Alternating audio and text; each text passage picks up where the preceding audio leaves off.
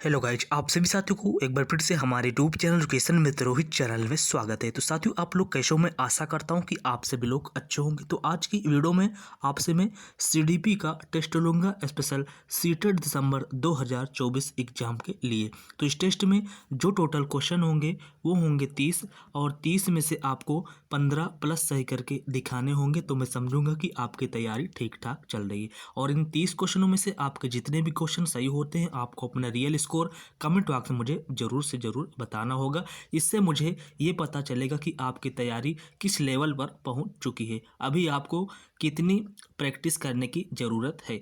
और ये जितने भी क्वेश्चन मैं लाता हूँ सभी प्रीवियस ईयर के क्वेश्चन है, रिपीटेड क्वेश्चन है। इसी तरह के क्वेश्चन आपके एग्जाम में हूबहू देखने को मिलेंगे।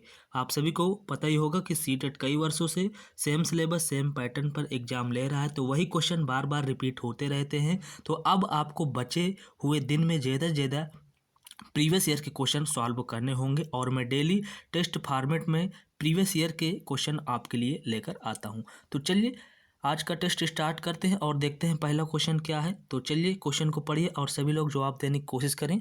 तो क्वेश्चन ये है, विकास का शीर्षगामी सिद्धांत क्या सुझाता है? तो आप सभी को बताना है विकास का शीर्षगामी सिद्धांत क्या सुझाता है। तो इसका राइट आंसर हो जाएगा विकास सिर से पैर की ओर होता है, यानी यहाँ पर दूसरा ऑप्शन बिल्कुल करेक्ट हो जाएगा। चलिए अगला क्वेश्चन देखते हैं क्या है। तो अगला क्वेश्चन आपके सामने स्क्रीन पर है। चलिए क्वेश्चन को पढ़िए और सभी लोग जवाब देने की कोशिश करें। तो क्वेश्चन ये है, निम्न में से कौन सा आनुवंशिक कारक है जो विकास को प्रभावित करता है? सभी लोग बताएं भाई, इसका राइट आंसर क्या हो जाएगा? तो देखिए इसका राइट आंसर हो जाएगा जैविक परिपक्वता, यानी यहाँ पर तीसरा ऑप्शन बिल्कुल करेक्ट हो जाएगा। चलिए नेक्स्ट क्वेश्चन देखते हैं क्या है। तो नेक्स्ट क्वेश्चन आपके सामने स्क्रीन पर है। क्वेश्चन ये है, बहुत छोटे बच्चों के लिए निम्न में से कौन सी सामाजिकरण की प्राथमिक संस्था है? सभी लोग बताने की कोशिश करें। तो इसका राइट आंसर हो जाएगा परिवार, यानी चौथा ऑप्शन बिल्कुल करेक्ट हो जाएगा। नेक्स्ट क्वेश्चन देखते हैं क्या है। तो नेक्स्ट क्वेश्चन आपके सामने स्क्रीन पर है।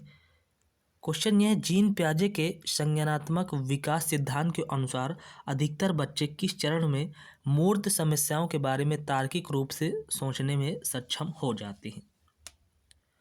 तो सभी लोग जवाब देने की कोशिश करें, इसका राइट आंसर क्या हो जाएगा? तो देखिए इसका राइट आंसर हो जाएगा मूर्त संक्रियात्मक अवस्था, यानी तीसरा ऑप्शन यहाँ पर बिल्कुल करेक्ट हो जाएगा। यहाँ पर जो है बच्चे तार्किक रूप से सोचने में सक्षम हो जाते हैं। नेक्स्ट क्वेश्चन क्या है? तो नेक्स्ट क्वेश्चन आपके सामने स्क्रीन पर है। तो क्वेश्चन नंबर 5 आपके सामने स्क्रीन पर है। क्वेश्चन यह है कि जीन पियाजे के अनुसार व्यवहारों और विचारों को संयोजन व्यवस्थीकरण पुनः व्यवस्थीकरण करके सुसंगत प्रणाली में लाना क्या कहलाता है? तो यहाँ पर राइट आंसर हो जाएगा संगठन, यानी ऑप्शन नंबर 3 बिल्कुल करेक्ट हो जाएगा। नेक्स्ट क्वेश्चन, लेओ वागोत्स्की के अनुसार डैश चिंतन और अधिगम विकास प्रक्रिया में महत्वपूर्ण भूमिका निभाते हैं। तो देखिए लेओ वागोत्स्की के अनुसार सांस्कृतिक उपकरण चिंतन और अधिगम विकास प्रक्रिया में महत्वपूर्ण भूमिका निभाते हैं। यहाँ पर ऑप्शन नंबर 2 बिल्कुल करेक्ट हो जाएगा। चलिए अगला क्वेश्चन देखते हैं क्या है। तो ये क्वेश्चन नंबर 7वां आपके सामने स्क्रीन पर आ चुका है।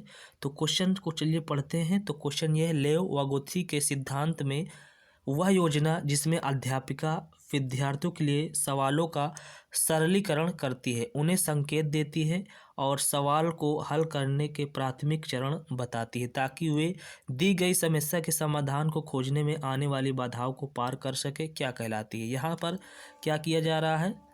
समस्या के समाधान को खोजने में जो है उनकी मदद कर रही हैं, तो यहाँ पर पाड़ प्रदान कर रही हैं, इसलिए पहला ऑप्शन यहाँ पर बिल्कुल करेक्ट हो जाएगा। पाड़ को और भी नाम से जाना जाता है, पाड़ हो गया, ढांचा हो गया, मचान हो गया, इसके फोल्डिंग हो गया। इस तरह का ऑप्शन अगर दिखे तो भी आपको सही लगाना होगा। चलिए अगला क्वेश्चन देखते हैं क्या है। तो अगला क्वेश्चन आपके सामने स्क्रीन पर है, चलिए जवाब देने की कोशिश करें। तो क्वेश्चन नंबर 8वां है, लॉरेंस कोहलबर्ग ने बच्चों और वयस्कों से संबंधित किस विषय की जांच की थी? तो यहाँ पर राइट आंसर हो जाएगा नैतिक तर्क का विकास, यानी ऑप्शन नंबर 3 बिल्कुल करेक्ट हो जाएगा। चलिए अगला क्वेश्चन देखते हैं क्या है। तो अगला क्वेश्चन नंबर 9 है। तो क्वेश्चन ये है, एक अध्यापिका को अपने विद्यार्थियों में निम्न में से किस पहलू को बढ़ावा देना चाहिए।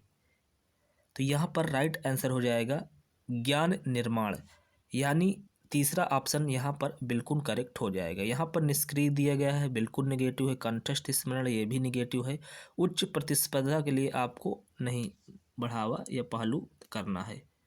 चलिए नेक्स्ट क्वेश्चन देखते हैं क्या है। तो नेक्स्ट क्वेश्चन नंबर 10वां आपके सामने स्क्रीन पर है।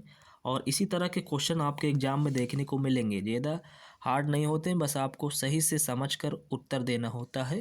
क्वेश्चन यह है, बुद्धि के समकालीन संप्रदायों के अनुसार बुद्धिलब्धि परीक्षण किसी व्यक्ति की बुद्धिमत्ता को जांचने के लिए उपयुक्त नहीं है, क्योंकि वे अक्सर होते हैं वैध होते हैं कि विश्वसनीय होते हैं, सांस्कृतिक रूप से पूर्वाग्रहित होते हैं कि व्यापक होते हैं। तो यहाँ पर सांस्कृतिक रूप से पूर्वाग्रहित होते हैं, ऑप्शन नंबर 3 बिल्कुल करेक्ट हो जाएगा। और आपको अपना रियल स्कोर कमेंट बॉक्स में मुझे ज़रूर बताना होगा कि आपके इन 30 क्वेश्चनों में से कितने क्वेश्चन सही हुए हैं।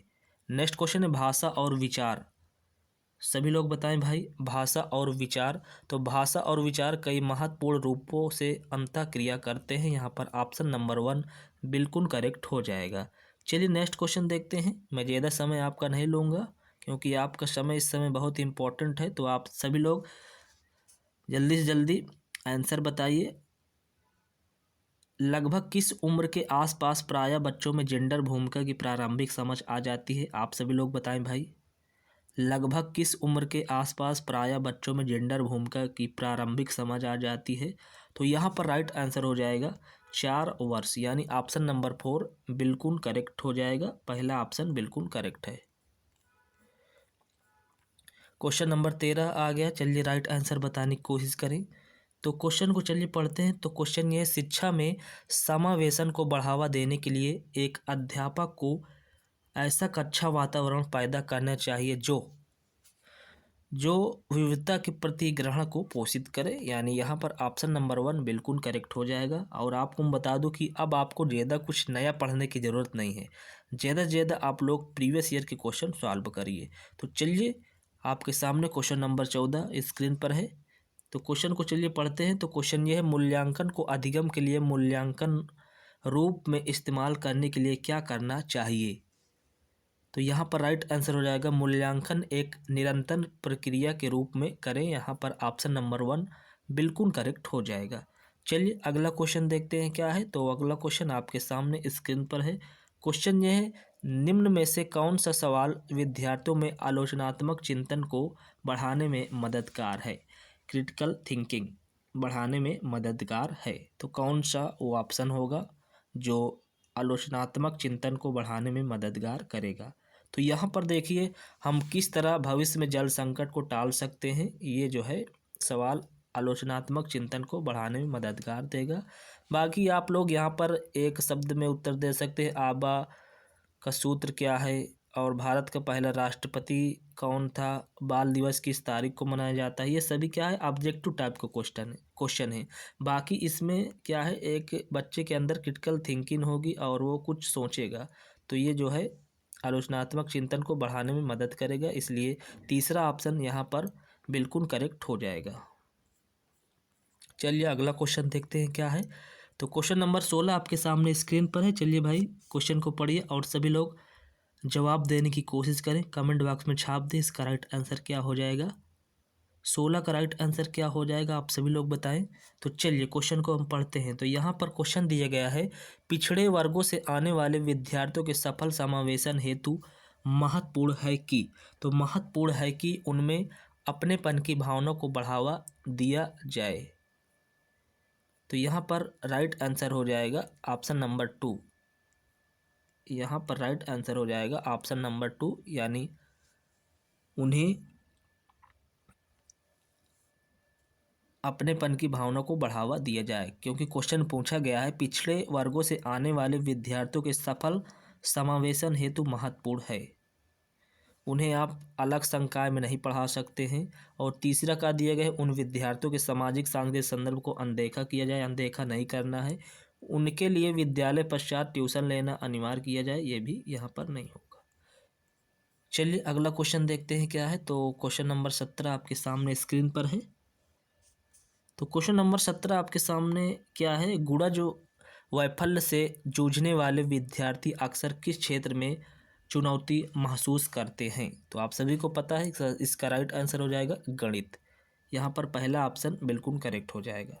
नेक्स्ट क्वेश्चन देखते हैं क्या है। तो चलिए क्वेश्चन नंबर 18 को ध्यान से पढ़िए और सभी लोग जवाब देने की कोशिश करें। तो यहाँ पर क्वेश्चन नंबर 18 है, निम्न में से कौन सा प्रावधान दृष्टिबाधिता से जूझने वाले विद्यार्थियों के समावेशन में बाधक बन जाता है।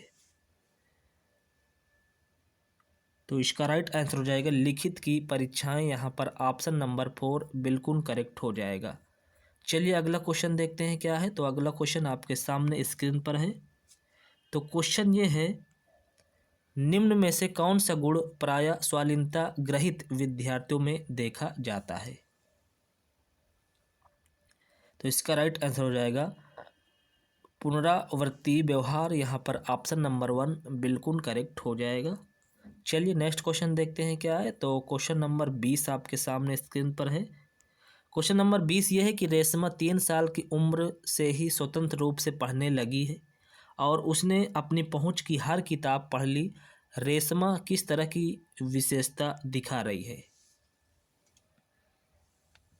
तो वो जो है प्रतिभाशाली है, यानी दूसरा ऑप्शन यहाँ पर बिल्कुल करेक्ट हो जाएगा। चलिए नेक्स्ट क्वेश्चन देखते हैं क्या है। तो नेक्स्ट क्वेश्चन आपके सामने स्क्रीन पर है। यहाँ पर क्वेश्चन ये है, बच्चे सबसे बेहतर डैश द्वारा सीखते हैं। खोजी अधिगम के द्वारा सीखते हैं कि पुनरावृत्ति और अभ्यास के द्वारा कि निष्क्रिय नकल की कंठस्थ स्मरण। सभी लोग जवाब देने की कोशिश करें। तो देखिए यहाँ पर पुनरावृत्ति और अभ्यास बिल्कुल नहीं, निष्क्रिय भी गलत हो जाएगा, कंठस्थ स्मरण आपका बिल्कुल नेगेटिव है। तो सबसे बेहतर बच्चे जो है कैसे सीखते हैं, खोजी अधिगम के द्वारा सीखते हैं। यहाँ पर ऑप्शन नंबर 1 बिल्कुल करेक्ट हो जाएगा। चलिए कथन और तर्क को पढ़िए और नीचे उपयुक्त विकल्प का चुनाव करिए। तो यहाँ पर कथन एक क्या दिया गया है, हम चलिए पढ़ते हैं। यहाँ पर दिया गया है कि विद्यालयों को केवल सीखी गई सामग्रियों के पुनरुत्पादन पर जोर देना चाहिए। ये तो गलत बात है भाई। स्मृति न तो रचनात्मक होती है और ना ही निर्वाचनात्मक होती है, ये भी गलत है। तो यहाँ पर ए और आर दोनों गलत है। तो ऑप्शन नंबर 4 में ए और आर दोनों गलत है, इसलिए यही बिल्कुल करेक्ट हो जाएगा। नेक्स्ट क्वेश्चन देखते हैं क्या है। तो नेक्स्ट क्वेश्चन आपके सामने स्क्रीन पर है, एक अध्यापिका को कैसे अधिगम क्रियाकलाप बनाने और संपादित करने चाहिए।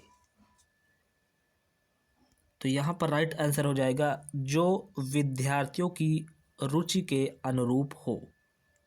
नेक्स्ट क्वेश्चन देखते हैं क्या है। तो नेक्स्ट क्वेश्चन आपके सामने स्क्रीन पर है। चलिए भाई क्वेश्चन को पढ़िए और सभी लोग जवाब देने की कोशिश करें। कमेंट बॉक्स में छाप दें इसका राइट आंसर क्या हो जाएगा।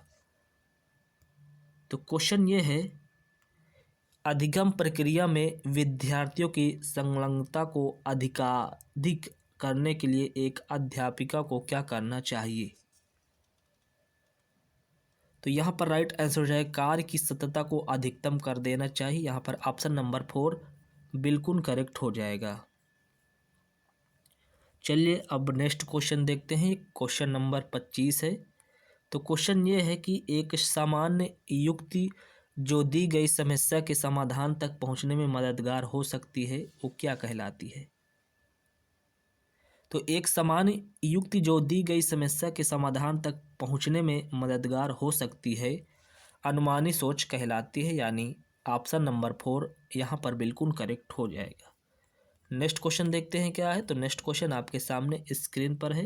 क्वेश्चन ये है, विद्यार्थियों द्वारा ग्रहित वैकल्पिक अवधारणाएं। विद्यार्थियों द्वारा ग्रहित वैकल्पिक अवधारणाएं विद्यार्थियों के सहज सिद्धांतों ज्ञान को दर्शाती है। यहाँ पर ऑप्शन नंबर 3 बिल्कुल करेक्ट हो जाएगा। चलिए नेक्स्ट क्वेश्चन देखते हैं क्या है। तो नेक्स्ट क्वेश्चन आपके सामने स्क्रीन पर है। चलिए सभी लोग जवाब देने की कोशिश करें। अधिगम संवेगों से महत्वपूर्ण रूप से प्रभावित होता है कि संवेगों से प्रभावित नहीं होता। अधिगम सामाजिक संदर्भ से कभी कभार प्रभावित होता है और ऑप्शन नंबर 4 में दिए गए सामाजिक संदर्भ से कभी भी प्रभावित नहीं होता। तो आपको बताना है अधिगम के बारे में। तो अधिगम देखिए यहाँ पर दिया गया है कि संवेगों से महत्वपूर्ण रूप से प्रभावित होता है, इसलिए पहला ऑप्शन बिल्कुल करेक्ट हो जाएगा। नेक्स्ट क्वेश्चन आपके सामने स्क्रीन पर है जो कथन और तर्क से है। तो यहाँ पर कथन ए दिया गया है, एक अध्यापक द्वारा विद्यार्थियों को संप्रदाय की समझ पाने के लिए अधिगम करने हेतु प्रेरित करना चाहिए। और तर्क आर क्या दिया गया, अधिगम अधिक प्रभावी और अर्थपूर्ण होता है अगर वो महारत उन्मुखी हो। तो सही विकल्प का आपको चुनाव करना है। तो यहाँ पर देखिए ए और आर दोनों सही है, आर ए की सही व्याख्या भी कर रहा है। यहाँ पर ऑप्शन नंबर 1 बिल्कुल करेक्ट हो जाएगा। नेक्स्ट क्वेश्चन क्या है, तो नेक्स्ट क्वेश्चन आपके सामने स्क्रीन पर है। क्वेश्चन ये है कि निम्न में से कौन सा कारक विद्यार्थियों के अधिगम में बाधक बन जाता है। तो निम्न में से कौन सा कारक विद्यार्थियों के अधिगम में बाधक बन जाता है। तो यहाँ पर कठोर और अनम पाठ्यक्रम जो है बाधक बन जाता है। यही ऑप्शन नंबर 4 बिल्कुल करेक्ट हो जाएगा। चलिए ये लास्ट क्वेश्चन है इस टेस्ट का। चलिए सभी लोग जवाब देने की कोशिश करें, इसका राइट आंसर क्या हो जाएगा। तो क्वेश्चन ये है, अपनी स्वयं की संज्ञानात्मक प्रक्रियाओं से अवगत होना क्या कहलाता है। अपनी स्वयं की संज्ञानात्मक प्रक्रियाओं से अवगत होना क्या कहलाता है। तो यहाँ पर राइट आंसर हो जाएगा परासंज्ञान, यानी ऑप्शन नंबर 3 बिल्कुल करेक्ट हो जाएगा। सो फ्रेंड्स, ये रहे सीडीपी के टॉप 30 क्वेश्चन। तो इन 30 क्वेश्चनों में से आपके कितने क्वेश्चन सही हुए हैं, आपको अपना रियल स्कोर कमेंट बॉक्स में मुझे ज़रूर बताना है। और आपका प्री एडमिट कार्ड आ चुका है, आप सभी लोग देख लिए होंगे कि आपका किस सिटी में एग्ज़ाम होगा और किस डेट को होगा। तो अब आपके पास बहुत ज़्यादा समय नहीं है। आप आज हो गई 4 दिसंबर और 14 और 15 दिसंबर को आपका एग्ज़ाम होगा। किस डेट को आपका एग्ज़ाम पड़ता है ये कमेंट बॉक्स में मुझे ज़रूर बताइए। और अब आप लोग ज़्यादा से ज़्यादा प्रीवियस ईयर के क्वेश्चन सॉल्व करिए। तो चलिए हम मिलते हैं नेक्स्ट वीडियो पर, तब तक के लिए थैंक यू सो मच। और इस वीडियो को लाइक एंड अपने अदर फ्रेंडों को शेयर जरूर करें। Thank you so much.